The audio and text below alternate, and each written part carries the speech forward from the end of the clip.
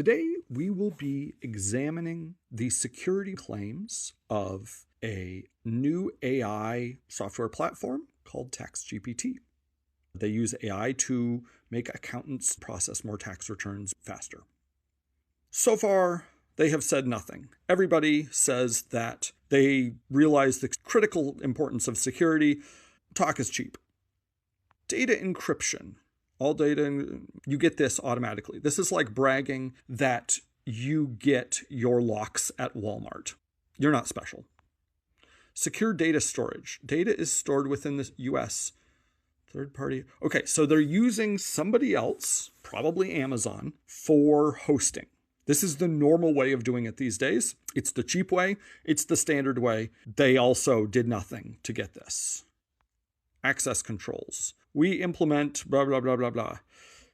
They don't say how. This is like saying, when I drive, I use the brakes and also the turn signal. The question is, do you use them in a way that helps, unlike other AI models, maintains? This is misleading. When purchased under a commercial license, AI models do not use your data for training. I wonder, do they have their own AI model? They're trying to make it sound like they do, but if they don't, and they're just sending your tax documents to ChatGPT and saying, hey, can you scan this and tell me what it says? Both of these would come automatically. Internet isolation. All firm and client data is walled off from the internet. They just said that data is stored on third-party servers. How can they wall it off from the internet? This one is misleading to the point of literally false. This one gets a fail.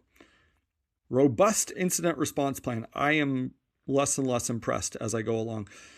Dedicated team. I suspect they just bought a security response service from an existing provider, and there's no indication that they bought a particularly effective. SOC 2, you cannot be SOC 2 compliant. SOC 2 is an audit framework. It is a set of principles by which your auditors verify that you do the things you say you do. You pay them every year. They look at all the evidence and they write you a long letter saying, we don't think they are so terrible. And then you show that letter to your vendors, but it does not indicate good security. Third-party servers, okay, AWS, are compliant with FISMA. Neat. Of course they are. But you didn't do anything. Everybody gets this out of the box. All right. We have reviewed the public security marketing on a software platform that probably really does need good security, and it has been meaningless at best and misleading at first. I give them a C-. That is how low the standards are. All right. If you got other questions, hit me up.